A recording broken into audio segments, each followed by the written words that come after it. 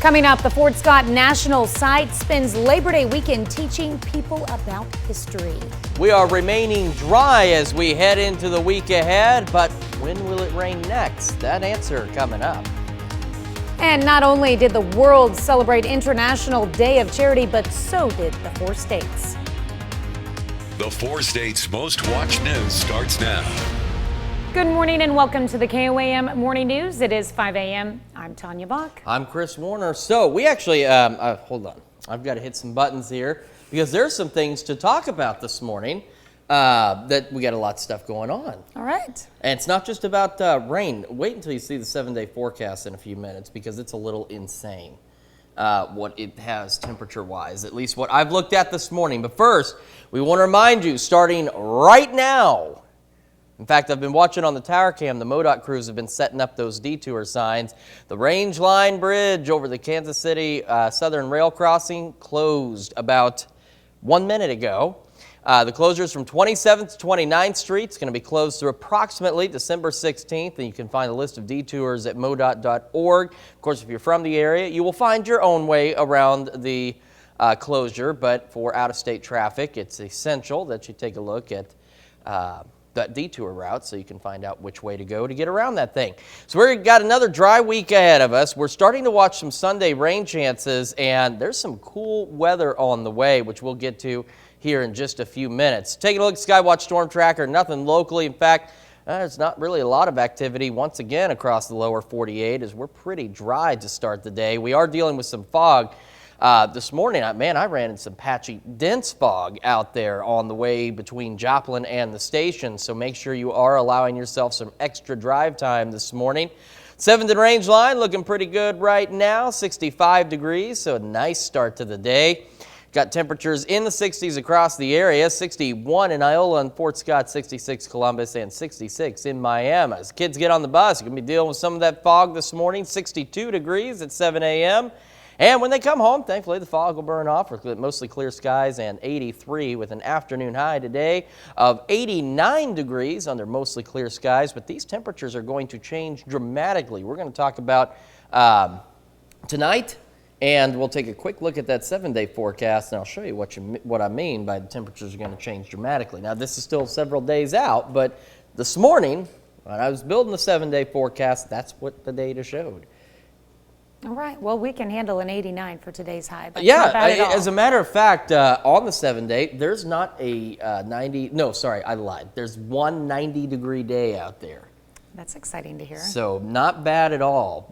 Unfortunately, we need rain. We're not getting any of this week. But starting Sunday, we're watching increasing rain chances, and we'll talk about that too. Okay. So rain in the future and cooler temperatures, it sounds like. Yeah, at least a little break from hot weather, a little more fall-like. All right, I like the sound of that. Something to look forward to. All right, thanks, Chris. Well, Kansas continues to beat tax collections estimates. Governor Laura Kelly announced the state's collected more than $652 million in taxes in August. That's about $11 million more than the estimate and $23 million higher than collections during the same period in 2021. Individual income taxes, corporate income taxes, and retail sales taxes were all higher than expectations. Governor Kelly says it's because of strong revenues and fiscal responsibility.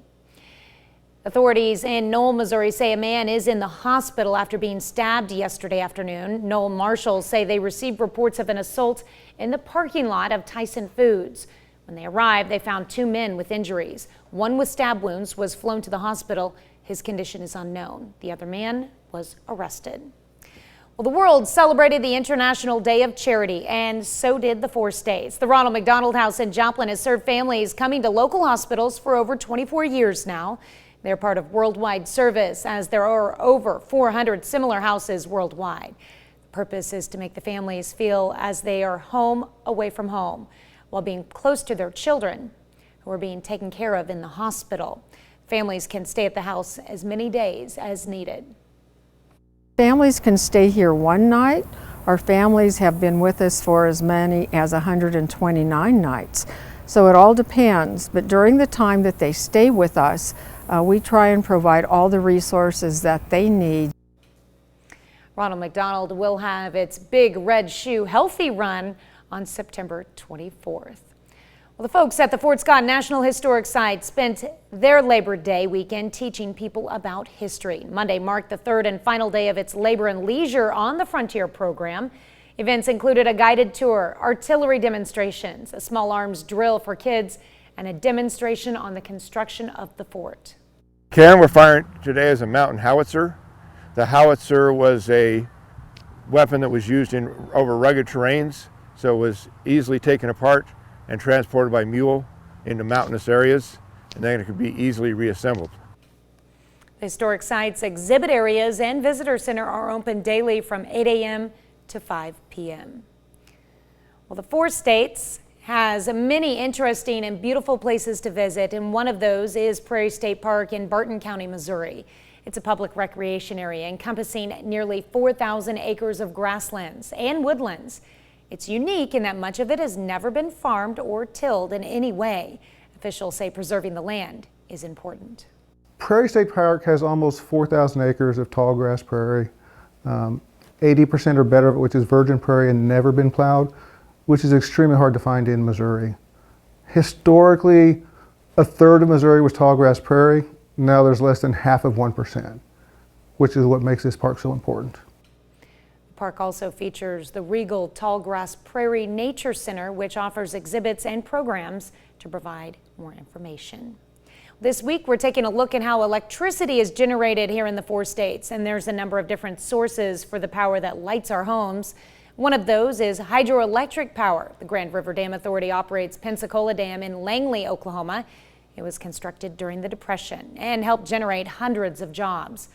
Later in the 6 o'clock show, our own Chris Warner takes us inside the dam with a look at how it works to bring you electricity. Yeah, that's I alluded to this back in August. It's something that we started filming in July, and the Pensacola Dam was our first stop, and I'm going to tell you right now, it was extraordinarily hot when we went down there, so that water looked very refreshing. Okay, I wanted to park it on this graphic so nobody else in the studio got to see the 7-day. Now, we're going to reveal this. We've got a warm, dry week ahead of us. We got 91 Friday, 90 on Saturday, and then check out Sunday. We have a storm system coming in. Not only does it bring us some additional much-needed rain chances to help with the drought, it also brings those temperatures down. 69 on Sunday, 49 Sunday night, and then we warm back up by Monday, and then we're watching additional rain chances as we head into next week, and much more September fall-like temperatures across the area, but 49 degrees for an overnight low Sunday night. Now again, we're still several days out. That temperature could go up a few degrees or go down a few degrees, but certainly chilly weather on the way. And again, additional much-needed rain. Nothing really this week. It's not until next week we start to see more of it.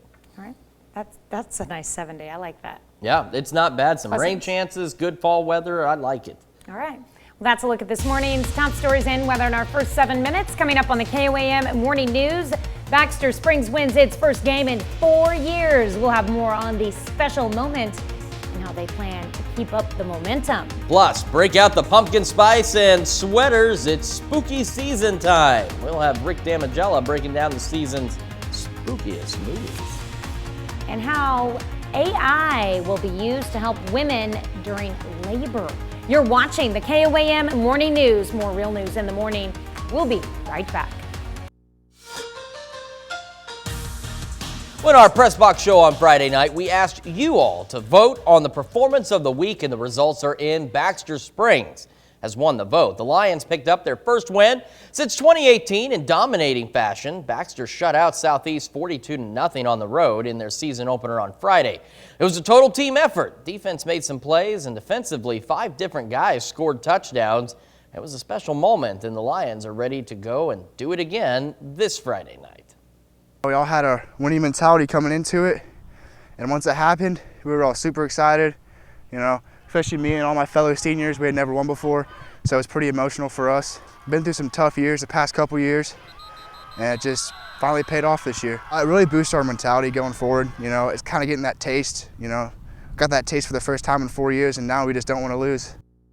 Pitt State Volleyball is 5-3 on the early season, and those And through those 8 matches, they're beginning to find a rhythm. After a slower start to the season, PSU responded, going 4-0 at the Gorillas Classic tournament this past weekend. Now they have momentum heading into their first conference match against Central Oklahoma on Friday. Being able to open up at home and going 4-0 at home to begin is really nice to make us feel confident, and this week of practice is really important for us, keeping that energy rolling into conference this week. You're never sure after you go 1-3 the first weekend how they're going to respond, but seeing them just kind of refocus, change their goals, and just say, let's worry about this weekend, each game, and then battling through those long sets, that was really fun to see them kind of come through and succeed. Well, St. Louis Cardinals stay rolling into September. In their last 10 games, they're 8-2 and have outscored their opponents by 23 runs. St. Louis is home, kicking off a series with Washington Nationals. Cardinals offense didn't show up in this one. They're shut out and held to just 3 hits. Nationals win the opener 6-0. Kansas City hosts Cleveland for a 3-game series. Opener last night, Drew Waters hits his first major league home run, a two-run shot. Then Salvador Perez ties the ball game late with an RBI double. In extras, Cleveland leads 6-4. However, Kansas City manages to score one more, but the Guardians take the game 6-5. Still to come, Shinjo Abe, who was murdered in July, gets a state funeral, and it's going to cost over $12 million. Plus, we'll take another look at your forecast when the KOAM Morning News returns. All right, we are starting this fine Tuesday morning with a traffic alert. We want to just keep everybody, we want to remind you, because now we're all heading back to work, back to school. This stretch of range line over the bridge over the Kansas City Southern Rail tracks closed starting now. It's from 27th to 29th Street, so the actual closure is pretty brief. But to get around it, you do have to take a bit of a detour. You can find that detour information at modot.org. And if everything goes on time, it's expected to reopen after December 16th. For the weather, dry week is what we've got ahead of us. And we're watching rain chances on Sunday and some cool weather that is on the way. Skywatch Storm Tracker is clear. And a big look at the lower 48, you can see that there's activity, just nothing for most of us. The only activity we're dealing with this morning is some patchy, dense fog across the area. So if you are out commuting this morning, make sure you're allowing plenty of extra time and take it slow. 7th and range line looking pretty good though. Nice clear sky, 65 degrees, a great start to this September day. We've got good temperatures across the board. Pair of 61s in Iola and Fort Scott, 65 Independence, 66 in Welch and Miami, as well as Neosho. And as the kids get on the bus this morning, dealing with that fog as we head into the first part of the day, 7 a.m., 62, some foggy conditions. Fog, of course, will burn off, leaving us with mostly clear skies and 83 by 3 o'clock. As we go through the rest of today, we're looking for an afternoon high pushing close to 90, 77 at noon, 89 for the high, 77 at 8 under mostly clear skies. Same thing tonight. Pretty clear night ahead of us, 70 at 11, 68 by 2, overnight low of 64 degrees. Heading into the future, there's really not much to show on the local level on the future track, and as we go a little further down the road, unfortunately still not much to show other than some warm temperatures and dry conditions. Not good for the drought, but if you've got outdoor plans, this week is your time to do it. The 7-day forecast, though, is where things begin to change. We've got 89 today, 89 tomorrow, 87 Thursday. We warm up a bit, 91 Friday, 90 on Saturday under clear skies. And then we're watching a system Sunday that not only brings us some much-needed rain chances, brings temperatures down, check this, 69 Sunday for a high, 49 for an overnight low before we start to rebound back into the lower 80s by Monday under partly cloudy skies. But the good news is Sunday isn't our only rain chance. We are watching additional rain chances through next week to try and help knock the drought down a little bit. Summer winding down means two things: pumpkin spice everything and the start of horror movie season. Rick Damagella has a preview. Wow. Andrew Collins. You go by Drew, right? Welcome home. I've been designed and programmed to cater to your every need. Sure, but is Margot the smart house following Asimov's 3 laws of robotics? Of course not, because then there wouldn't be a horror movie plot featuring a group of young people, a vacation rental, and a not-so-helpful AI. Viewers can check into Margot via digital September 9th. I want to be loved from as many people as possible. But truth is, I'm not really a good person. person. Pearl is the prequel to X, a horror yarn which came out earlier this year. Mia Goth reprises her role in the origin tale of that film's villain. Pearl hits movie screens September 16th. I'm seeing something no one else can see except for me. It's smiling at me. The trend of horror movies with a single word as the title continues with Smile, as a doctor begins experiencing strange occurrences following a frightening interaction with a patient. Smile creeps into theaters September 30th. For the last year, 4 friends have kept a secret. Are you on drugs? No. And for a bit of horror nostalgia, the 25th anniversary of I Know What You Did Last Summer is being celebrated with a 4K Ultra HD release on September 27th. The new edition features deleted scenes and an alternate ending to the teen horror tale. Watching with the lights on in Hollywood, I'm Rick Damagella. That brings us to our something to talk about. Are you ready for Halloween?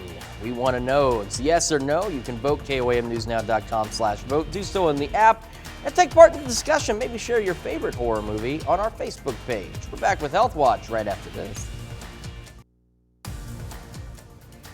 Topping Health Watch this morning, when you think of artificial intelligence, robots or self-driving cars may come to mind, but a new study is researching the benefits of AI in the delivery room.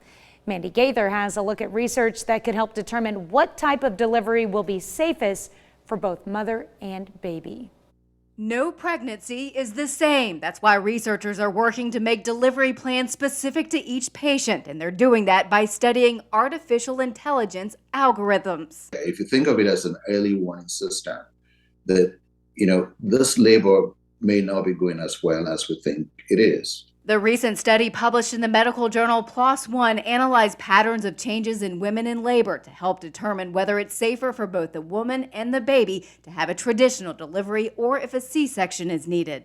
Dr. Abimbala Femwide, a Mayo Clinic OBGYN and senior author of the study, says 700 clinical and obstetric variables were studied in a database of more than 65,000 deliveries. A woman in labor is checked every 2 to 4 hours to see how she's progressing, but there are many factors that play into whether or not there will be complications, and those variables aren't the same for every woman. Yeah, because the algorithm is going to be embedded in the electronic health record. So the data is already there. It assigns a labor risk score. So it tells us what's the likelihood of successful vaginal delivery with a healthy mom and a healthy baby right off the bat. Helping obstetricians make critical decisions and give more individualized care. While more research is needed, Famwide says if this algorithm is validated, he expects a reduction in maternal and neonatal complications and says there may not be a need for as many C-sections. Researchers say this artificial intelligence could help people who live in rural areas by giving them time to get to a hospital that could deal with a specific problem. They say it could also help deal with disparities in healthcare. That's a look at some of today's top health stories. You're watching the KOAM Morning News. All right, quick check on the forecast. Want to remind you we're dealing with some pretty dense fog out in the area, so do make sure that you're giving yourself plenty of extra time this morning. 7th range line looking good. Temperatures are also looking good. 65 in Joplin with a calm wind, and we're sitting in the 60s across the area. As we head in through the bus stop, they're going to deal with that fog. 7 a.m. We're looking at foggy conditions and 62. Fog will burn off later today, leaving us mostly clear skies and 83 by 3 o'clock. We've got more of the KOAM Morning News right after this. Coming up, the Fort Scott National Site spends a Labor Day weekend teaching people about history. Some pretty foggy conditions to start our day, but it will burn off. We'll tell you how warm it's going to get and what the rest of the week has to hold coming up. And not only did the world celebrate International Day of Charity, but so did the 4 states. Watch News starts now. Good morning and welcome to the KOAM Morning News. It's now 5:28. I'm Tanya Bach. I'm Chris Warner. It's hard to believe we're already through the first half hour. Here we are. Kind of flew by a little Sure bit did. quicker than I thought it would. So not bad. Not a good start to a Tuesday. Foggy start to Tuesday, though. Did you run into any of that on your way here? It was pretty dark out there. Yeah, and it was very foggy. My route from Joplin to here, I ran into some areas where it was clear, and then I'd hit those really dense patches of fog. There was a truck with those blue LED lights. Didn't realize it at first, so all I saw about a half mile down the road was just this big blue glow encompassing the road and What would that be? off to each side. And I said, well, I wonder what I'm about to get myself into here. It's a little bit on the spooky side, but that's all right. It turned out just to be a truck. Okay, speaking of trucks, we do have a quick traffic alert for you. That stretch of range line, that's the bridge over the Kansas City Southern tracks. It is closed now. Will be through December 16th. The closure is from 27th to 29th Street. You can find detour information at modot.org, but make sure you are planning an alternate route. While we're watching this week, we got a dry week ahead, watching some Sunday rain chances, and we have some cooler weather that is on the way. Of course, we took a look at that fog, and you want to make sure you're giving yourself plenty of extra time. 7th range line, we got clear skies and temperatures also looking pretty darn good out there. 65, temperatures across the area looking good as well. 61 Iola, 68 Chanute, 66 in Columbus. Kids getting on the bus, going to have to deal with that fog today. 62 at 7 a.m. Fog burns off and we are left with mostly clear skies. 83 by 3 o'clock. We're going to talk about the rest of today and about some future rain chances here in just a few minutes. You know what I'm saying. Yeah, for sure. We'll take a look at all of it in a few minutes. Sounds like a plan. All right, thanks, Chris. Well, authorities in Knoll, Missouri say a man is in the hospital after being stabbed yesterday afternoon. Knoll marshals say they received reports of an assault in the parking lot of Tyson Foods. When they arrived, they found 2 men with injuries. One with stab wounds was flown to the hospital. His condition is unknown. The other man was arrested. Kansas continues to beat tax collection estimates. Governor Laura Kelly announced the state's collected more than $652 million in taxes in August. That's about $11 million more than the estimate and $23 million higher than collections during the same period in 2021. Individual income taxes, corporate income taxes, and retail sales taxes were all higher than expectations. Governor Kelly says it's because of strong revenues and fiscal responsibility. Well, the folks at the Fort Scott National Historic Site spent their Labor Day weekend teaching people about history. Monday marked the 3rd and final day of its Labor and Leisure on the Frontier program. Events included a guided tour, artillery demonstrations, small arms drill for kids, and a demonstration on the construction of the fort. I couldn't believe that people were going to pay me to do this. Now that I've been doing it a while, yeah, I'm glad I'm getting paid, but I'm still glad that my job does help people connect with their history, does help people to honor their heritage, and remember where they came from. The historic site's exhibit areas and visitor center are open daily from 8 a.m. to 5 p.m. Well, in celebration of the International Day of Charity, KOAM's Yana Hatula visited Joplin's Ronald McDonald House to discuss the importance of the houses worldwide. Ronald McDonald House here in Joplin has been helping families for 24 years now. We stopped by to talk about the importance of this home away from home. This location serves people from Mercy and Freeman hospitals. The families may, as an example, have a baby delivering early or their child got into a car accident, which requires them to stay close to the hospital. Now they're usually going through a period of time that's not easy, and it's very helpful to them to have a place that they can call home when they're away from home. Ronald McDonald House of the 4 states is part of a worldwide service. They have over 400 similar houses all over the world. In addition to houses, they have family rooms in hospitals as well as mobile homes that serve different cities. War in Ukraine, that is really the majority of how our international families in that area are actually being served, and that is through that mobile unit called a CareMobile. The house in Joplin can serve 9 families at a time. How long the families stay only depends on how much time they need. Families can stay here one night. Our families have been with us for as many as 129 nights. So it all depends, but during the time that they stay with us, we try and provide all the resources that they need. Our house is unique here in Joplin in that the house is actually operated 24/7 with over 100 volunteers who give of their time. Volunteer Deborah Kelly is working on a project for the Big Red Shoe Run on September 24th. According to her, a lot of families come back for the event. Sometimes they even start volunteering at the house themselves. It's really nice to hear how much they appreciated their time here. In Joplin, Yana Hatula, KOAM News. You can find the link to get more information about Ronald McDonald's 10th annual Big Red Shoe Run from KOAMnewsnow.com. As we go through the rest of the day, we got mostly clear skies and we are pushing a high of about 89 degrees tonight. Clear skies continue with an overnight low of 64, and then take a look at this 7-day forecast. It is warm, it is dry. Not good for the drought situation this week, but as we head into next week, Sunday, we got a good cold front coming through, bringing us rain chances, and look at those temperatures. 69 for the high, 49 for the low. We dry out Monday, and then we're watching additional rain chances next week, something we desperately need to continue helping with that drought situation. Well, this morning we are discussing the scary movie season. It's time to break out those Freddy gloves and that Michael Myers mask because it's time. First up for the movie season is a movie called Margot. It's about teens on a vacation staying at an AI house, and you know that the AI is not following Isaac Asimov's 3 laws of robotics. The movie releases digitally September 9th. Next up is Pearl. It's the prequel to X, a horror yarn, which came out earlier this year. Mia Goth reprises her role in the origin tale of the film's villain. Pearl hits movie screens September 16th. Now, the trend of horror movies with a single word as the title continues with Smile as a doctor begins experiencing strange occurrences following a frightening interaction with a patient.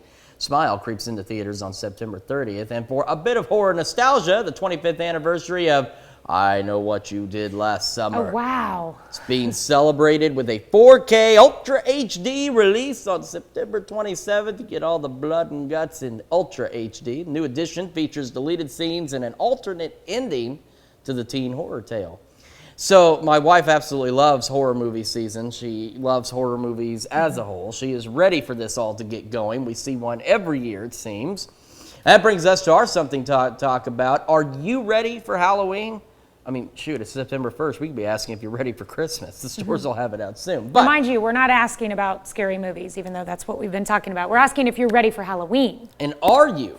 And so far, just updated, 67% of you say that you are, 33% of you say that you're not. I've already seen some of my neighbors have decorations out. Like they had them up in the last week of August. They had their decorations. You know, I've been slacking the last couple of years on decorations. I think I might actually get into it this year at the house. We don't typically decorate for Halloween. We just celebrate by scaring the crap out of ourselves. Poltergeist, the original one, scared me to death. I couldn't walk by the stairs in my parents' house ever again, and you had to go by them to get to the bathroom. So I would run from my room back to the bathroom and then run back. My parents said they'd hear me sometimes with the nice little, as I go stomping through the house. I couldn't do it. How old were you when you watched it? Oh my gosh, I was pretty young, maybe 8, 9 years old. It terrified me more because it wasn't one of those creepy old houses that, you know, has a creaking doors and looks scary. It was a modern house that was absolutely haunted. And for that time, those VFX were really good. There you go. Very scary. There you go. I want to go watch it again though, just because it scares me to death every single time I do. All right, that's a look at our top news stories coming up this half hour in the KOAM Morning News. How one artist is showcasing disabilities through body art. Plus, a missing 2,000-year-old mosaic is returned to Italy by the FBI. We'll have the latest. You're watching the KOAM Morning News. More real news in the morning. We'll be right back. Topping World Watch, a major development in Sunday's mass stabbing in Canada that killed at least 10 and injured 18 others. Canadian authorities say one of the 2 suspects has been found dead. As the community continues to be on high alert following the violent attacks, Mary Maloney is tracking the latest on the investigation.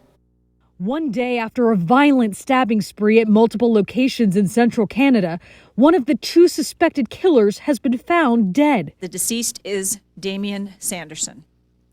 His body was located outdoors in a heavily grassed area in proximity to a house that was being examined. We can confirm he has visible injuries.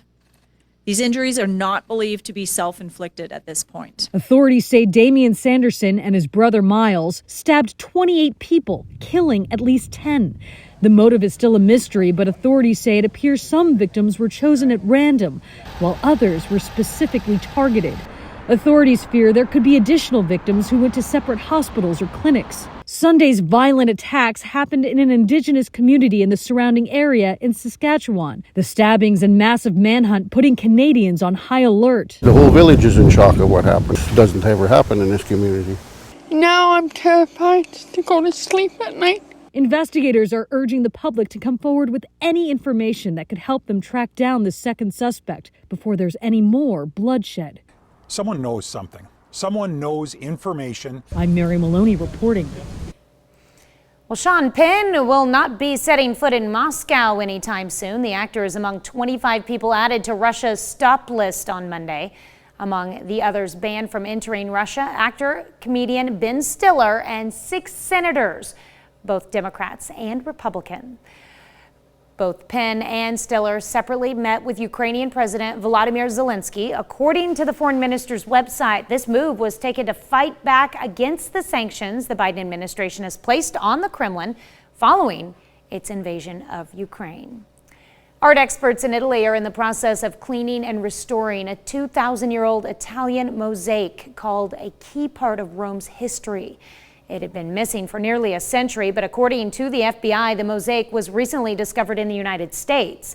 The FBI says its art crime team was contacted by an attorney in 2020, saying they had a client in possession of an enormous mosaic of the mythological figure Medusa. According to the FBI, it had been cut into 16 pieces and kept inside a Los Angeles storage unit since the 1980s. The client had no documentation, so they could not sell the pieces. It's not clear how the anonymous client came into possession of the artwork or how long it had been in the U.S. The anonymous client covered the cost of specialized shipping crates. They were then sent through diplomatic channels to Italy, and the artwork arrived safely in April. $12 million US, that's the amount Japan has set aside for the upcoming state funeral for former Prime Minister Shinzo Abe. The announcement was made by the country's chief cabinet secretary Hirokazu Matsuno during a press conference on Tuesday. Now, part of the cost will be coming out of a reserve fund allocated for the country's 2022 budget. Meanwhile, a larger chunk set aside for security and reception of foreign dignitaries will be coming from a separate budget. That's a look at some of your biggest headlines from around the world. Here's Chris with another look at your forecast. Yeah, and we are starting this fine day with a traffic alert for drivers in Joplin as range line is closed over the bridge that goes over the Kansas City Southern Railroad tracks. And that closure is expected to last through December 16th. It's from 27th to 29th Street, so the actual closure is pretty short, but the detour route can be pretty long. You can find detour information at MoDOT.org. As for what we're watching weather-wise, we got a dry week ahead of us. Then we're watching some Sunday rain chances and much cooler weather that's on the way. So let's get right into all of that. Right now, we're dealing with fog and some pretty dense fog in areas. So make sure if you're driving this morning, say on I-49 or a good chunk of I-44, or even back into northeast Oklahoma, 69, 400, you want to make sure you're giving yourself plenty of extra time to drive to get to where you're going this morning with that fog. 7th and range line looking pretty good though. Skies are clear in Joplin. 65 degrees is where we're starting this fine Tuesday morning. We've got 61 Iola, 68 Chanute, 67 in Welch, and 65 in both Carthage and Neosho. As kids get on the bus, that fog is going to be something they're going to have to deal with. 62 degrees at 7 a.m. with a light northeast breeze. As the fog burns away, we'll be left with mostly clear skies. 83 by 3 o'clock. As we go through the rest of the day, we got a warm one in store for us. 77 by noon, 89 for the afternoon high, and 77 by 8 o'clock. Mostly clear skies tonight as well, 70 by 11, 68 by 2, and an overnight low of 64 degrees. Not a lot to show you on the future track other than maybe a stray shower or two in the far eastern part of our area. As you can see, barely clips us. Otherwise, we are staying clear and dry, and even the long-range forecast doesn't hold much promise for any rain this week, which is not good for the drought situation. This is as we head into Wednesday. You can see rain nowhere in sight. We head into Thursday. No rain in sight for the area, but there's some good news for the drought situation. We do have some rain that is on the way. We just have to get through this dry spell. 89, 87, 91 by Friday, 90 on Saturday, and then we watch a cold front come through Sunday. Not only does it bring us those much-needed rain chances, it drops temperatures. 69 for the high, 49 Sunday night, and we start to warm up again by next week, and maybe maybe some shower chances by the middle of next week. More of the KOAM Morning News right after this. Here's a check of today's top headlines, the news you need to know before you head out the door. Authorities in Knoll, Missouri say a man is in the hospital after being stabbed yesterday afternoon.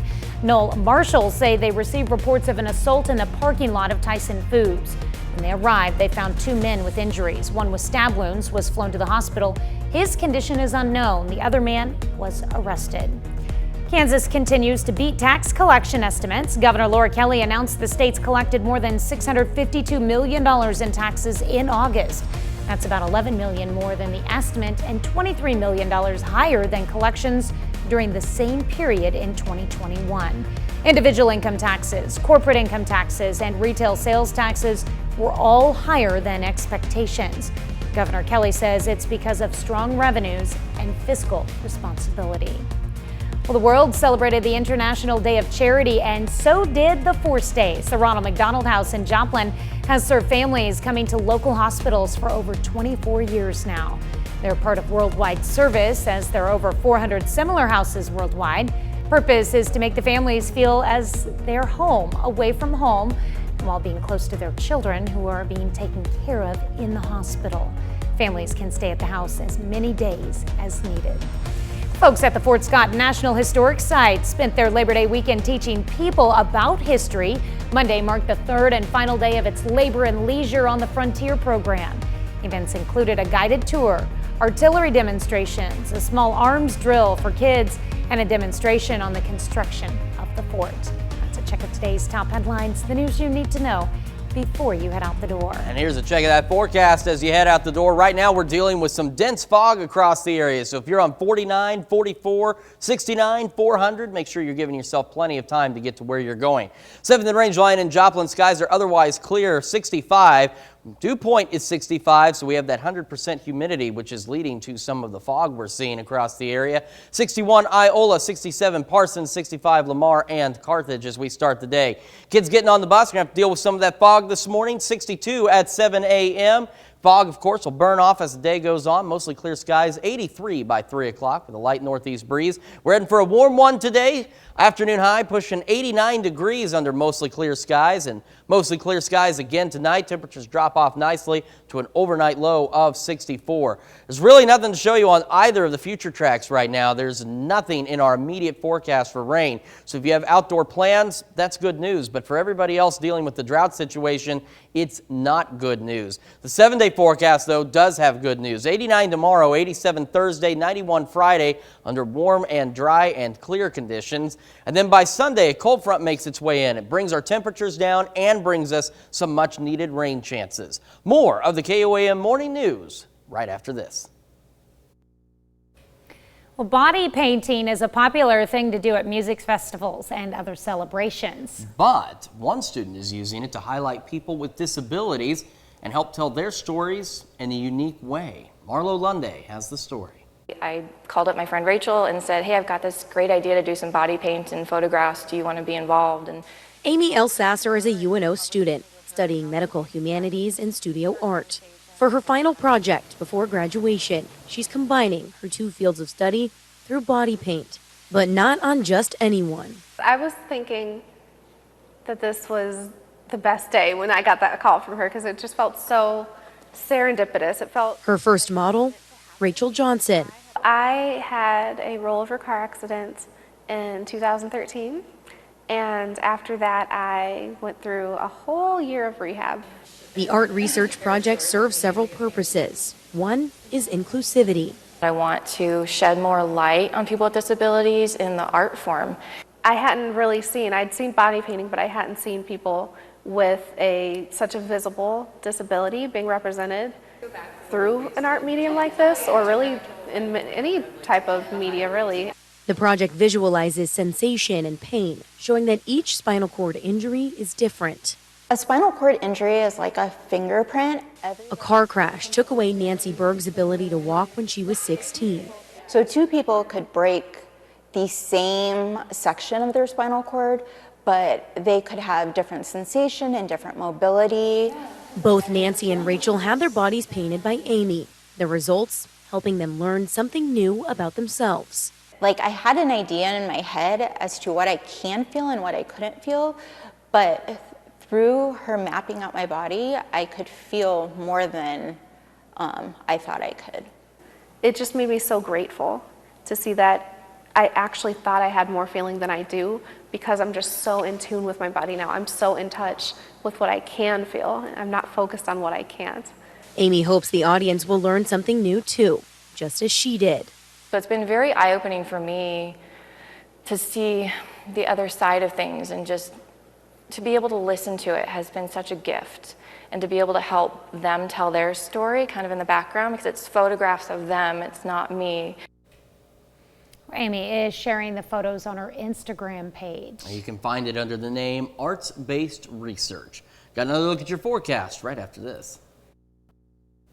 All right, we have a traffic alert for you if you are driving in Joplin today, as the bridge over the Kansas City Southern tracks is closed beginning right now. It will remain closed through at least December 16th, and you can find information on detours at modot.org. So this week, we got a dry week ahead of us, dealing with fog as we start the day, though. So if you are driving, make sure you're allowing plenty of extra time. And temperatures looking pretty good, though, right now. 7th and Rangeline, 65. We'll have more on your forecast, a look at the week ahead, and more news when the KOAM Morning News returns. Coming up, Kansas Governor Laura Kelly touts strong revenues and fiscal responsibility as the state exceeds tax collection expectations. We're looking at 65 temperature, 65 dew point. Oh, it dropped a little bit, but it does mean we have fog. We're going to talk about all that coming up. And our own Chris Warner takes us on a tour of the Pensacola Dam in Langley, Oklahoma, as we kick off part one of a week-long look at where the 4 states gets its energy. The 4 states' most watched news starts now. Good morning and welcome to the KOAM Morning News. It is 6 a.m. I'm Tanya Bach. I'm Chris Warner. Boy, we have got a lot to talk about this morning in terms of just things going on, not necessarily weather. Unfortunately, you know, the drought condition is improving, but we still have a large chunk of the area that's under the extreme drought conditions, which is not good, despite the rain that we've seen.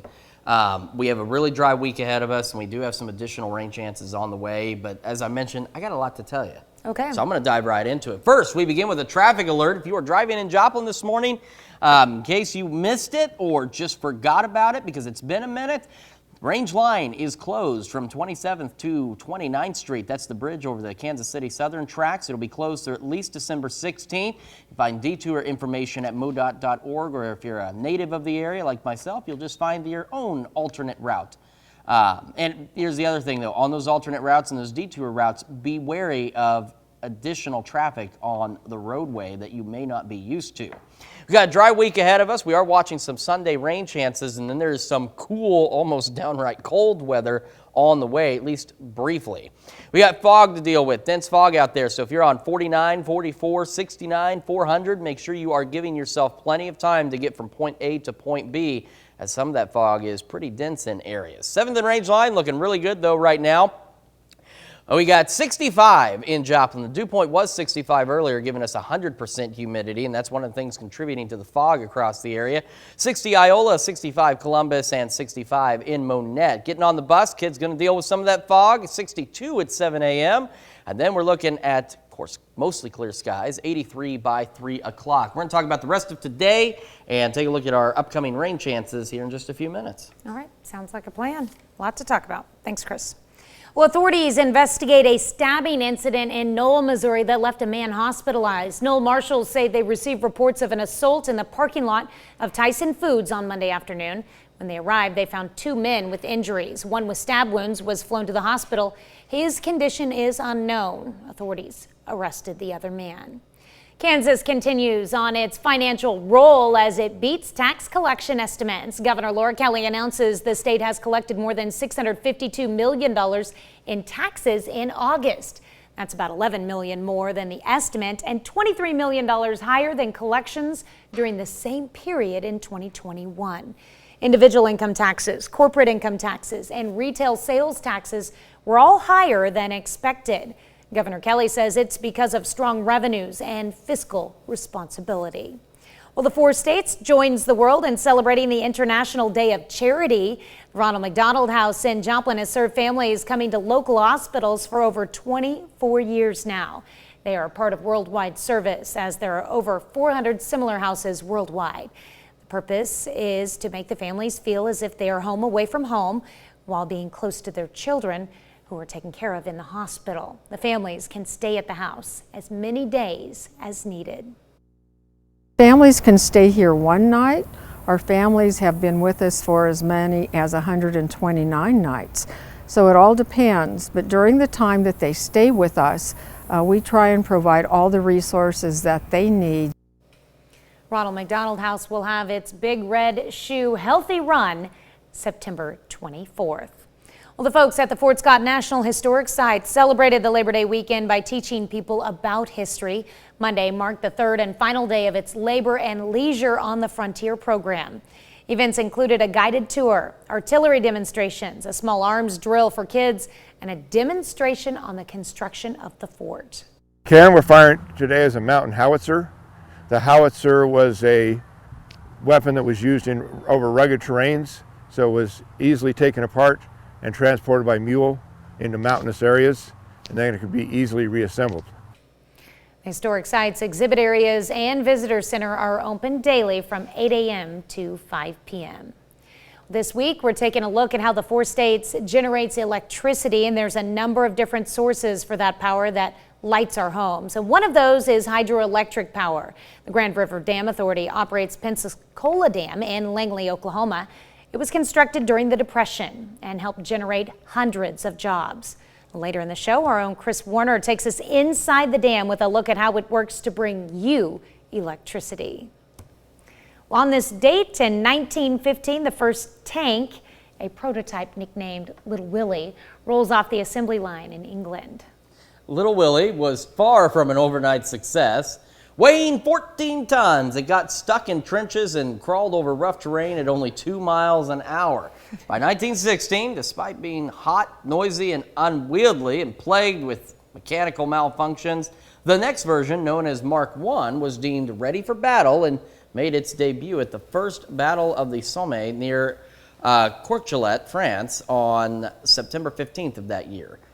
Further design improvements were made, and at the Battle of Cambrai in November of 1917, 400 Mark IVs proved much more successful than the Mark I, capturing 8,000 enemy troops and 100 guns. Yeah, there's one. Tanks, the older tanks, man, they look terrifying. Yeah, they do. They look absolutely terrifying. Little Willy there. Yeah. All right, rest of today, we're looking at mostly clear skies. Afternoon high of 89 once this fog burns away. Mostly clear skies tonight, some patchy fog possible again. 64 for an overnight low. The future track in the short range only shows us those clear skies, and even the long range future track shows us nothing but clear skies, which is not good for our drought situation, as we still need more rain to help bring that down. Now, we do have some rain chances as we head into the weekend. We're looking at cold front Sunday. Look at what it does to temperatures. 90 Saturday. We're looking at 69 on Sunday, 49 on Sunday night before we rebound next week. And there are some spotty shower chances next week that we're keeping an eye on, but our best chance for rain and storms right now is Sunday. All right, well, that's a look at this morning's top stories and weather in our first 7 minutes. Coming up on the KOAM Morning News, we've got Colleen Holland in studio to tell us all about the 30th annual Diamond Gem City Days. Plus, former President Donald Trump scores a legal victory with the appointment of a special master to review documents seized from his Mar-a-Lago home. And 3 new studies warn of increased health risks that can come with sleep apnea. You're watching the KOAM Morning News. More real news in the morning. We'll be right back. Topping Nation Watch this morning, former President Donald Trump scored a legal victory in the ongoing federal investigation into his handling of classified documents seized by the FBI last month. A federal judge who was appointed by the former president ruled in favor of his request for a special master to review the documents. Bradley Blackburn has more. U.S. District Judge Eileen Cannon has authorized an outside legal expert known as a special master to review the records seized during the August 8th FBI search of former President Trump's Florida estate. The kind of person they'll be talking about is probably a retired, respected federal judge. The special master would separate any items that might be protected by claims of attorney-client privilege or executive privilege. In the 24-page ruling, Judge Cannon wrote that Trump faces unquantifiable potential harm if more sensitive information is made public, and said he should be granted an outside lawyer to review the evidence. The ruling blocks the DOJ from using the documents in its investigation until after the so-called special master is done. The shameful raid and break-in of my home, Mar-a-Lago, was a travesty of justice. Stumping over the holiday weekend in Pennsylvania for November midterm candidates, Trump continued to claim the search was an abuse of power by the Justice Department. It's clear which way the new MAGA Republicans are. They're extreme, and democracy is really at stake. Monday, President Biden visited Pennsylvania, a crucial swing state, for the third time in less than a week, where he again warned that Trump and many of his supporters are a threat to American democracy. Bradley Blackburn, CBS News. Judge Cannon's order could delay the investigation as the political season heats up. Meanwhile, she has set a September 9th deadline for special master candidates. The Justice Department opposes the appointment of a special master. In a statement yesterday, the DOJ said it's examining the opinion and will consider appropriate next steps. That's a look at today's top national story.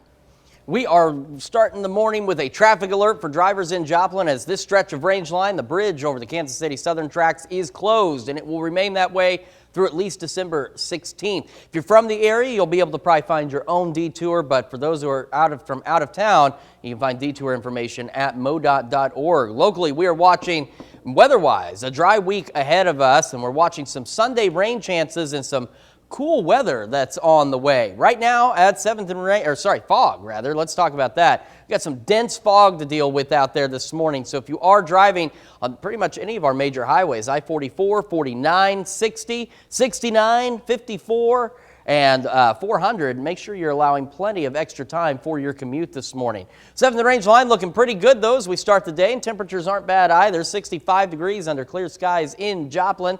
We've got 60 Iola, 63 Yates Center, 65 Columbus, and 65 in Lamar. Kids getting on the bus, going to have to deal with some of that fog this morning. 62 at 7 a.m. with those foggy conditions. Fog burns off, leaves us with mostly clear skies, and 83 by 3 o'clock. We're heading for an afternoon high of 89, so we progressively warm through the day under mostly clear skies. Mostly clear skies tonight as well. Temperatures gradually drop back off to an overnight low of 64. The local short-term future track, not a lot to show us other than clear skies and warm conditions across the area. And even on the long-range future track, unfortunately, up through Thursday, there's really not much to show you on here other than clear skies, rain staying away from us, which is what we don't need with the drought situation. We need more rain chances, and unfortunately, for the next several days, we're just not going to have any. This is by the time we hit Thursday afternoon. You can see we are dry, we are warm, but no rain in sight. Now, the good news is the 7-day forecast has some decent news for us, at least. We're 89 tomorrow, 87 Thursday, 91 Friday, as you can see, mostly clear skies. And then we head into Saturday, we're 90, and then a cold front, a pretty good cold front, comes in, brings us some shower and thunderstorm chances, drops temperatures, 69 Sunday, with an overnight low of 49. We clear out Monday, 82. There's a slight chance of some additional showers by midweek next week, but it may be another extended period before we get any additional rain chances. In fact, we're looking at maybe not even until the week after next, which, again, not good news for the drought. We need some additional rain. We've got more of the KOAM Morning News right after this. Well, welcome back. We've got Colleen Holland joining us in the studio this morning. Tell us all about the 30th Annual Diamond Gem City Days. Colleen, welcome to the show. Thank you. Good to have you here. We were just talking about the fog, and you made it up here all right. I did. But you got to watch out for some of that stuff. Yeah, it was thick. We have, speaking of things that are thick, we've got a list a mile long. I mean, look at this poster. All these things that are going on at the Gem City Days in Diamond. So tell me about Gem City Days. Just real quick, where did it get its start? How did this all get started? Actually, we just are honoring or have made the group that started at the Grand Marshal this year, and it was started by the Diamond Improvement Group ladies and a lady named Lorraine Carver. And so we're honoring them this year as our Grand Marshal for starting this. So it's an ongoing event. Everybody's welcome, not just the Diamond community, but everybody. This is our 30th year. So we've got lots of stuff planned. Everything is free, like the music is free. We've got great bands, 3 Chord Justice, which I think is local over this direction, Broken Binding, Hunter Hathcote, and the Tim Knoll Band. Tim's from Cherokee, actually. So we've got those bands coming in, but we also have a ton of stuff for kids. We're real excited about some of the things that we are bringing in this year. Color Me Rad out of Joplin is going to be there, and that's going to be something we offer free. We've got a Triple C Jelly Ball, which is something I was unaware of. It's so similar to paintballing, but it doesn't leave a stain and it doesn't hurt, and that's going to be free, and it can be ages 5 to 100. So we've got just bounce houses and those kind of things as well. But most importantly for me, it's the community getting together and the camaraderie and the renewing old friendships and making new friendships. And you know, in tune with that, the all-school reunion is every year at this same time. So it's from 1 to 3 at the high school. We do all of this at the high school because we outgrew the park so quickly. So we've moved everything to the high school, and we'll have a petting zoo, food vendors of all sorts, all kinds of interactive games this year. That's new for us too.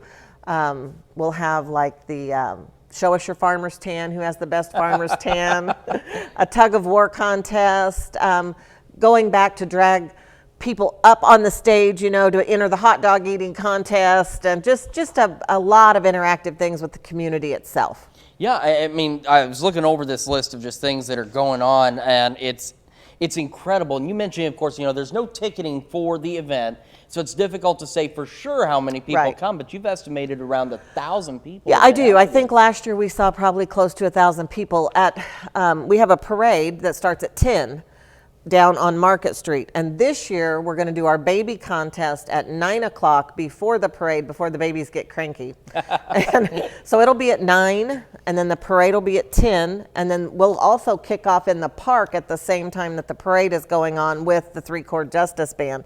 And then when you get, I don't mean the park, I mean the high school. We'll kick off at the high school with the 3 Chord Justice Band. So that when you get there, activities are already going on. Food trucks are set up, their breakfast is being served, there'll be lunch, there'll be supper, all kinds of things. Popcorn, Can't Deny the Pie by Big R's Pies is going to be there selling pie. The rides will be set up, the games will be set up, everything will be ready to go. We're real excited. This is our second year to partner with, let me think, Hot Rod Sanctuary to do a car show for us. They had about 50 cars last year. They're hoping for 100 this year. Wow. So everything is growing. Gem City Days is growing. And it's one of those things too. I mean, when you think of Diamond, you know, it's a smaller community. It's most known for in our area for the George Washington Carver Monument, but you don't realize there's so much more that happens down there and so much more going on. And I think one of the best things you mentioned is how much of this is free for the community to come. And of course, it's not just for the Diamond community. Right, no, it's for everyone. And we have worked really hard to make this a free event so that people can come and bring their kids and not be nickeled and dimed to death. But we have over 70 vendors this year. So they can come, they can let the kids go play, they can shop the vendors, everything from jewelry to Tupperware to crafts, homemade crafts, makeup, just an assortment of vendors are going to be there. So I'm always excited to see that. I've had to turn people away. We've had so much response to our vending this year. That's incredible. It's great. I mean, that's got to make you feel good too, knowing how this event is just taking off. It is really growing, yes. I've been involved 10 years and it just gets bigger every year. It's great. The community has such great support from our sponsors, and that's why we can bring it to the community free, is because of the sponsors that we have. Most of them are either graduates of Diamond, definitely local to Diamond, supporting, you know, whatever's going on in the community. But it's also great when we can reach out and get a new sponsor. I've had 2 new people call me and say, hey, I want to do this next year. So it's incredible to have that kind of support. We, you know, everything from local politicians to the area banks to home-owned, or I shouldn't say home-owned, locally owned mom and pop businesses. It's just, you know, it's just everything, everybody. The community could not be more supportive of this event. And for more information, people have some questions. Where can they go? What can they do? We have a Facebook page. Diamond Gem City Days is our Facebook page, and it's got all of our information up there on it. Plus, my phone number's posted out there, and I'm happy to answer any questions. We're also having fireworks this year. At the end of the event, we'll be having fireworks. B&B Fireworks is going to put on a display. I'm super excited about that, and I think since it's our 30th birthday, it's appropriate that we send it out with a bang, so to speak. So. Absolutely. Well, Colleen, thank you so much for coming on to the show. And, of course, we'll have additional information on our website at KOAMnewsnow.com. As mentioned, free fun for the whole family. There's the live music, food, games, and there's that telephone number, 417-825-7783 for more information. Thanks again for joining us this morning, and we'll be back with more of the KOAM Morning News right after this. Topping Health Watch this morning, research in the journal Circulation shows the risk of myocarditis after COVID-19 shots remains rare. Data from Israel found the highest risk for this heart muscle inflammation was in males ages 16 to 19, about 1 in 15,000 after a third dose of the Pfizer vaccine. A review of the Special Supplemental Nutrition Program for Women, Infants, and Children, known as WIC, shows participants experienced better birth outcomes and lower infant mortality. Researchers at Johns Hopkins University School of Medicine found participating may also increase receipt of child preventative services like vaccines. Well, obstructive sleep apnea is linked to an increased risk for cancer, blood clots, and slower mental processing. That's according to 3 studies presented at the European Respiratory Society International Congress. Swedish researchers found the oxygen deprivation from obstructive sleep apnea is independently associated with cancer.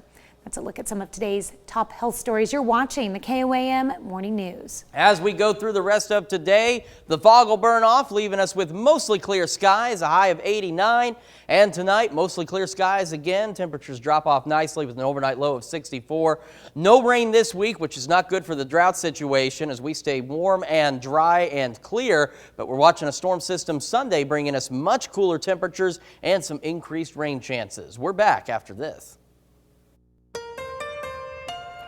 Coming up, Kansas Governor Laura Kelly touted strong revenues and fiscal responsibility as the state exceeds tax collection expectations. Still dealing with some dense fog across the area. We're going to talk about when that burns off and what the rest of the day looks like coming up. And our own Chris Warner takes us on a tour of the Pensacola Dam in Langley, Oklahoma, as we kick off part 1 of a week-long look at where the 4 states gets its energy. The 4 states' most watched news starts now.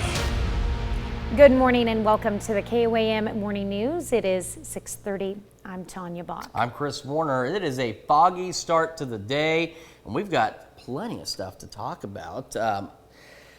Unfortunately, we're still dealing with the drought situation, and despite the rain we've seen some improvement, but we still have a large chunk of the area in extreme drought conditions or severe drought conditions.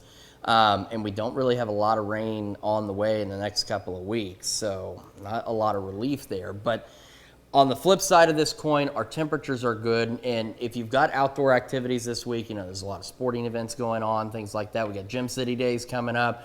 The weather for that looks good. It just doesn't look good for those that are suffering from the drought situation. We do begin this morning, though, with a traffic alert for drivers in Joplin. So the bridge over the Kansas City Southern tracks is now officially closed. It will be closed through December 16th. If you are in the area, if you're from the area, you're probably going to find your own route around. I kind of have my own detour plan. But if you are from out of town or unfamiliar with the area, you can find detailed detour routes at modot.org. In terms of what we're watching this week weather-wise, we got a dry week ahead of us. We're watching some Sunday rain chances, and then there's some cool weather that is on the way. Fog also is something we're dealing with right now. Pretty dense in some areas. A lot of our major highways, I-49, 44, 54, 69, 400, 60. They're all being impacted by this fog, so please make sure that you're giving yourself plenty of time to get from point A to point B this morning. Looking good, though, at 7th and Range Line, 65 degrees. You can see the fog off in the distance there, and we got 59 in Iola right now, 66 Columbus, and 65 in Carthage. Kids getting on the bus are going to have to deal with some of that fog this morning, 62 at 7 a.m. And when that bus brings them home, we'll have mostly clear skies, 83 by 3 o'clock. We're going to talk about the rest of today and about some potential rain chances coming up this weekend here in just a few minutes. All right. Sounds like we got a lot to talk about. I'm excited about the cooler temperatures. Yeah, it's definitely going to be a lot more fall-like, at least for a couple of days. And the temperatures are starting a downward trend, it seems. So. Well, and you talked about, no rain in the immediate future. That doesn't really help out the drought, but at least we don't have those scorching temperatures to continue to dry it out. That's true. And I don't know if you saw in the current conditions, but in Joplin right now, I mean, our humidity and dew point levels, our moisture levels are up there. Just hence the fog. Yes. That at least is somewhat beneficial. It does really nothing for the drought, but it does help crops and things like that because at least there's some moisture in the air for them to grab from. Very true. Versus, like you said, it being just hot and dry. All right. Well, we got that at least. All right. Thanks, Chris. Well, Kansas continues on its financial roll as it beats tax collection estimates. Governor Laura Kelly announced the state has collected more than $652 million in taxes in August. That's about $11 million more than the estimate and $23 million higher than collections during the same period in 2021. Individual income taxes, corporate income taxes, and retail sales taxes were all higher than expected. Governor Kelly says it's because of strong revenues and fiscal responsibility. Well, electricity is a key element in everyday life, and without it, we couldn't set our alarm clocks, turn on the lights, or cook most meals. Electricity is just electricity by the time it gets to your house. But how it gets there is very different across the 4 states. And our own Chris Warner takes a look at how hydroelectric generation works in this morning's Power to the People report. Grand Lake in northeast Oklahoma holds millions of gallons of water. It's an artificially created lake designed to put those millions of gallons of water to good use. That's where the Pensacola Dam comes in. We spoke with Justin Alberty with the Grand River Dam Authority about the dam. Alberty says before it generated electricity, it generated hundreds of jobs during a dark part of America's history. Well, Pensacola Dam was constructed between 1938 and 1940, really during the Depression era. It's the first hydroelectric facility in Oklahoma, and it's the longest continuous multiple arch dam in the world. It stretches out for a mile across the Grand River Valley. Once it came online, it of course began generating power for the region. Well, today it has a capacity of about 120 megawatts total. That's across 6 units in the powerhouse. Over the years, the dam has been modernized by the GRDA. In the late 90s, early 2000s, GRDA did a major overhaul of all 6 units, added new components, traded out water wheels that were iron for stainless steel, things like that. So components that are going to last longer, that are more efficient. You go in there today and you look at it, and it's going to look like it did the day it opened in 1940. So what I tell people is it's like a classic car. It's just got that new motor under the hood. And the way hydroelectric power works is pretty straightforward. You capture the power of falling water, this mechanical energy, as it comes downhill, and you use it to spin a turbine. And that turbine, as it spins, it's connected to a shaft. That shaft is connected to a generator. And as the rotor spins inside of the stator in that generator, that's where the electricity is created. That makes it one of the cleanest forms of energy generation out there. Pensacola Dam, however, isn't the only power facility the GRDA utilizes. So we have this hydro facility, we have a couple others, we have Kerr Dam, we have our Salina pump storage facility, we have gas generation, we have coal generation, and then we also purchase some wind power. Alberty says the majority of the power they generate is sold to the eastern half of the state. In Oklahoma, we sell to 15 different municipalities, spread out mostly in the eastern part of the state. So that's where our power flows to.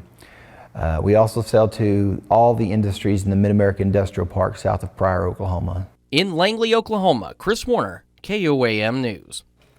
Alberty says hydropower is faster to get to the electric grid when it is needed because It's a shorter turnaround time to power up the generators at the dam versus heating water at a coal or gas plant to start generating steam. So I kind of threw off Tim. That's what just happened. I was up here talking with you about the story, and I knew you were coming up, so I was, getting out of the way, and I was here, and he took the shot, and then I was gone, and then I came back, and poor Tim's back. I told you, Tim doesn't know what to do with me in the morning. I feel real bad for him. He doesn't stand still. Oh, I don't. No. I can't. It's hard to stand still all morning. That's all right. We got some information on this day in history, don't we? That's right. Well, on this date in 1975, 18-year-old rising tennis star Martina Navratilova, I'm not sure if I said that wrong, asked for the political asylum in the United States after defecting from communist Czechoslovakia. Now, Navratilova announced her plans to defect following her U.S. Open semifinals loss to Chris Evert. Quote, pandemonium reigned around her as cameras clicked and reporters shouted questions. Steve Tignor of Tennis.com wrote back in 2015, but the teenager remained as calm and self-assured as could be expected considering what she had just done. Now, Navratilova, who was stripped of her Czechoslovakian citizenship, became a U.S. citizen in 1981. Her Czech citizenship was later restored. Navratilova, one of the first openly gay athletes, was inducted into the International Tennis Hall of Fame back in 2000. So, yeah, we haven't had to defect. So that's a good thing. Yes, for sure. That's definitely a good thing. Very quick check of the forecast for today. Heading for an afternoon high of 89. Overnight low tonight, mostly clear skies of 64. I've talked about rain chances, so I just wanted to mention on Sunday we're watching a storm system coming in. Not only does it knock temperatures way down, 69 for a high, 49 for a low, it also brings us some rain chances. Unfortunately, those look to be our only rain chances for several days following Sunday. So not helping the drought, but at least we're getting more rain. And we've got some moisture for the plants to pull from this morning. That's good. All right, thanks, Chris. That's a look at our top news stories coming up this half hour on the KOAM Morning News. CBS Health announces its plan to purchase Signify Health for almost $8 billion. We're going to tell you what this means for the company and consumers. Plus, Halloween is just around the corner, and you know what that means. It's scary movie season. Do you like them or not? We really want to know is whether or not you're ready for Halloween. We'll let you weigh in. We'll be right back. In Consumer Watch this morning, CBS Health announces it is buying Signify Health for about $8 billion, including debt. Signify, through the technology it provides and its more than 10,000 employees, helps CVS with its push towards in-home patient care. Company said they expect the deal to close in the first half of next year, pending shareholder and regulatory approval. That's it for Consumer Watch. Let's go over to Chris for our Something to Talk About. All right, this morning we're discussing scary movie season, also known as Halloween. It's time to break out those Freddy gloves and that Michael Myers mask because it's time for spooky movie season. Now, there's a number of new movies that are coming out this fall for spooky movie season, including one called Margot about a crazy AI, and of course it doesn't, do what it's supposed to. It's kind of a crazy AI. That's what makes it spooky. Then there's Pearl, which is the prequel to X. It's a horror movie yarn, which came out earlier this year. And then we've also got an additional one, which is the revamping of I Know What You Did Last Summer. It's coming out 4K Ultra HD. So if you didn't get enough gore, then by golly, you're going to be able to get it. So now we want to know, though, are you ready for Halloween? Yes or no? So far, 55% of you say that you are. 45% of you say you're not. Make sure you vote through our website, the app, and take part in the discussion on our Facebook page. I've got some neighbors that are definitely ready for Halloween because they started decorating at the end of August. Traffic alert to talk about this morning. That red mark is the bridge over the Kansas City Southern tracks on Range Line. It closed approximately an hour and 42 minutes ago. It will remain that way through December 16th.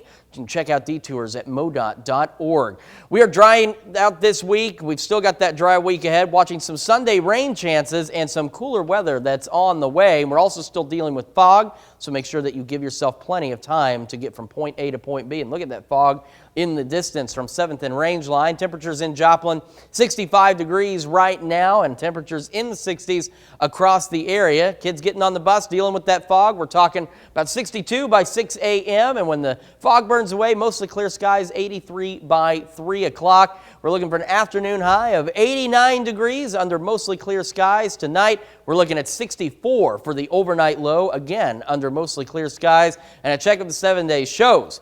First, we stay dry this week, which is not good for the drought situation, but at least the temperatures are decent. And then we watch a cold front Sunday, brings temperatures down dramatically, and also brings us maybe one of our one and only rain chances for the next couple of weeks. We're back right after this.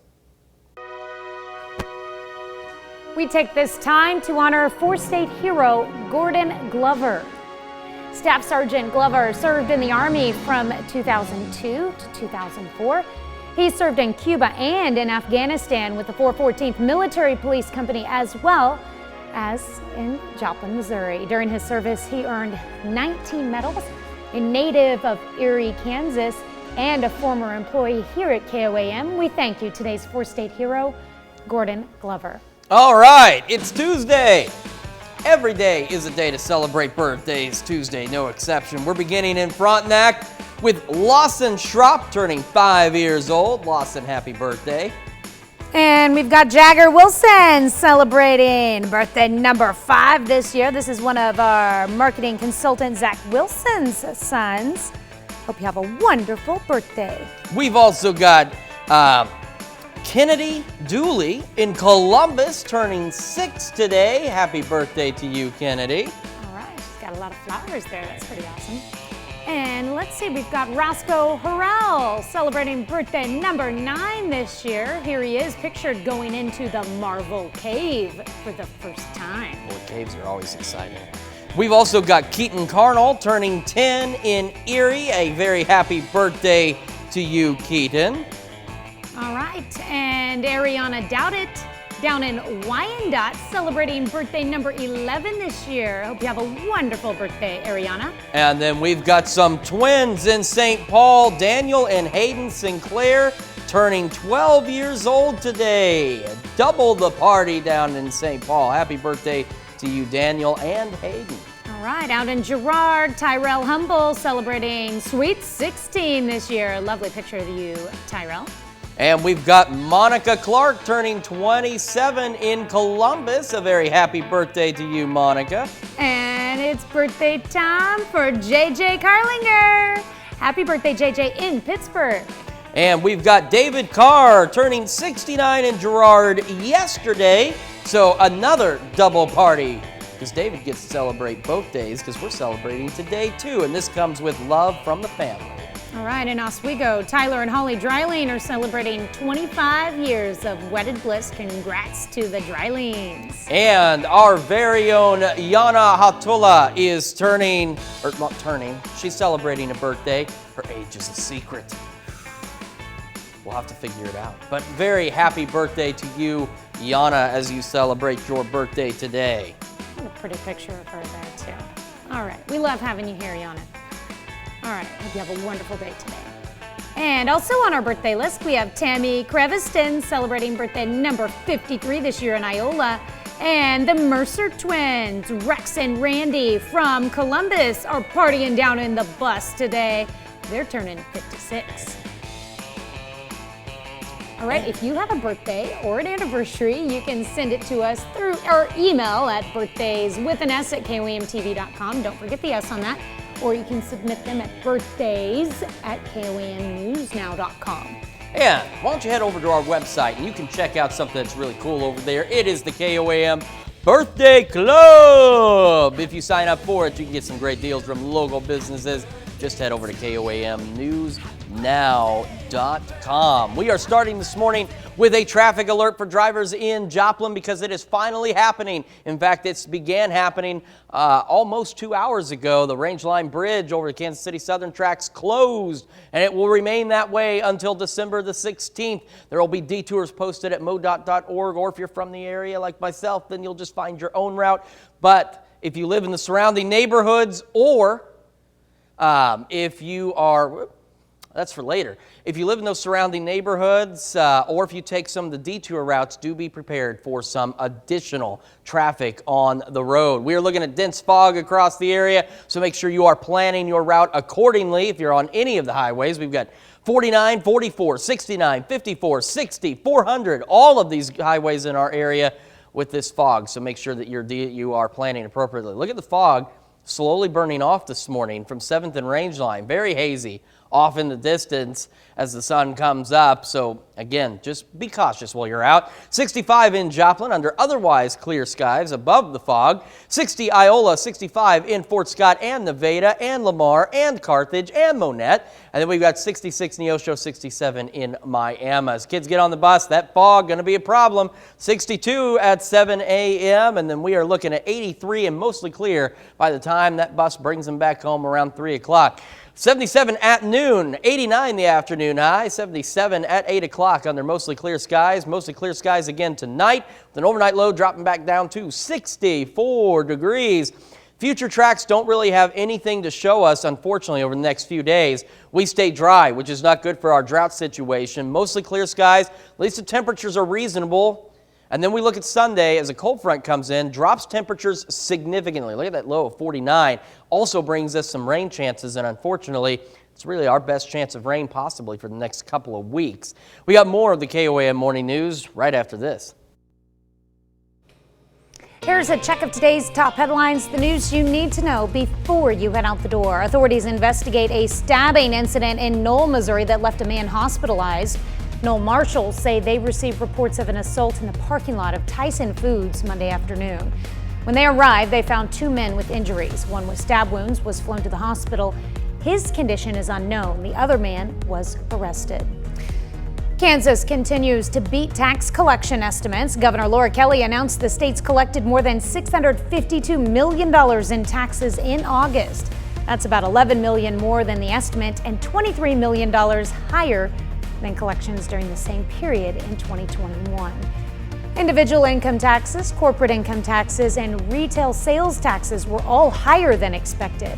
Governor Kelly says it's because of strong revenues and fiscal responsibility. Well, the world celebrated the International Day of Charity, and so did the four states. The Ronald McDonald House in Joplin served families coming to local hospitals for over 24 years now. They're part of a worldwide service as there are over 400 similar houses worldwide. Purpose is to make the families feel as they are home away from home while being close to their children who are taken care of in the hospital. Families can stay at the house as many days as needed. Folks at the Fort Scott National Historic Site spent their Labor Day weekend teaching people about history. Monday marked the third and final day of its Labor and Leisure on the Frontier program. Events included a guided tour, artillery demonstrations, a small arms drill for kids, and a demonstration on the construction of the fort. That's a check of today's top headlines, the news you need to know before you head out the door. Dealing with some fog this morning as you head out the door, and it'll be persisting as the kids get on the bus. About 62 by 7 a.m. When the bus brings them home at 3, the fog will, of course, burn away, and then we'll have mostly clear skies, 83 at 3 o'clock. Going through the day, we'll gradually warm up. We're looking at 77 by noon, 89 is the afternoon high, and 77 again by 8 under mostly clear skies and mostly clear skies tonight. Temperatures drop off nicely, overnight low of 64. And a quick check of the 7-day. Unfortunately for the drought situation, no rain on the way until Sunday when a cold front not only knocks temperatures down, but helps bring us some additional rain chances. Unfortunately, Sunday may be our last good chance of rain for a couple of weeks. But at least we've got moisture in the air for the crops and plants right now. It's not going to help with the drought a lot, but it at least gives them something to drink from. All right, sounds good. Well, coming up today at noon, we're making shells and broccoli in the Mr. Food Test Kitchen. Seashells? We'll have to find out. I don't think so. Your morning news, of course, continues on KOAM with CBS Mornings. Uvalde students are returning to school after the devastating shooting at Robb Elementary. Coming up on CBS Mornings, Lilia Luciano hears from the families. All right, or you can switch on over with us on Fox 14, where your only local morning news continues. This morning, our old friend Emily Frankowski from Connect to Culture stops by to tell us all about what's coming up in Joplin's arts and culture. Plus, our own Ty Parks takes us on a bird's eye view of the Prairie State Park in Barton County, Missouri. That's going to wrap it up for us for now. We'll be back here tomorrow morning, bright and early at 5 a.m. All right, and we're going to do it all again today at noon.